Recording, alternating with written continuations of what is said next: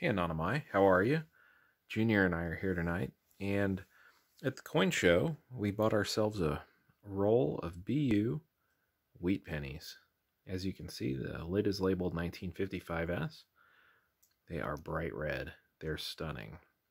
We're going to go through these and just kind of enjoy them, look at them, and see if there's any obvious errors or die cracks or anything.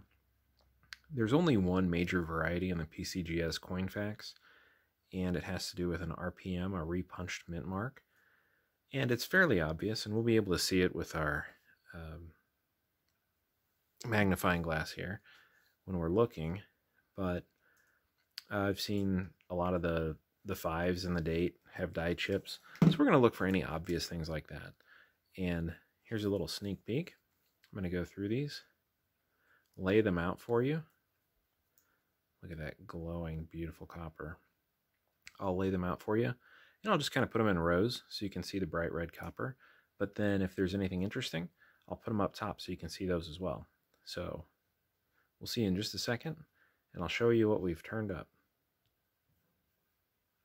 All right, guys, so I went through the roll, and here's what we're dealing with.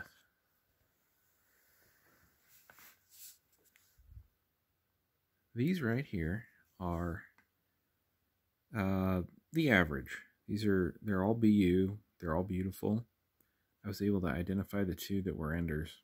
They've got a little extra color. This one right here, it's got some toning. It's hard to make out, but it's not super attractive toning. It's just a little darker.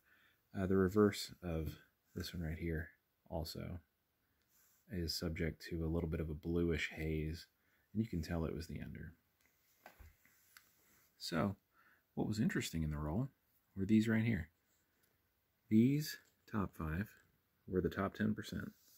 So out of the 50, you can see the light, the cartwheel on these things. Those were my best 5. So I'll lower the light a little bit here, focus in on them.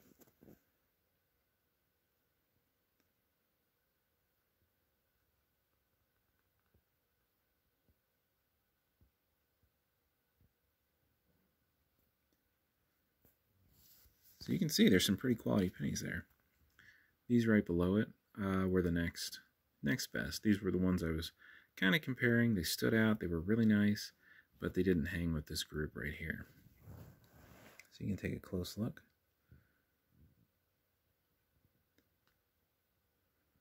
I'll have to go through and pick a gem and see what I can come up with, and maybe try to grade it myself and put it in the stack of pennies that might be worth grading the next time I get an opportunity to send a batch in.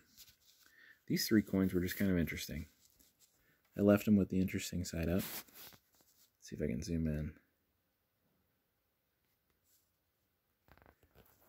Look at I don't know if it was just a weak strike or if there was grease in the die, but this thing was pretty heavily obliterated.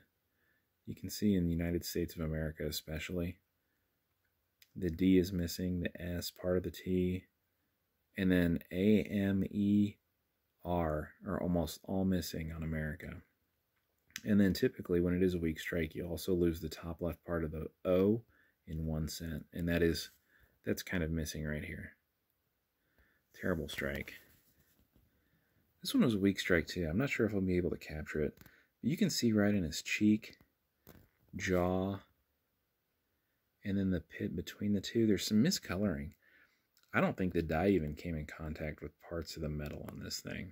That's why it's miscolored, is part of the planchet was struck and it restretched the copper and it all kind of made a new surface. But then you can see the miscoloring is almost like that's what the metal looked like before it was struck. Really strange, poor strike. And then this one was kind of the same as the first, just not quite as radical. But you can see it's a lot of letters missing in the United States of America. Very weakly struck.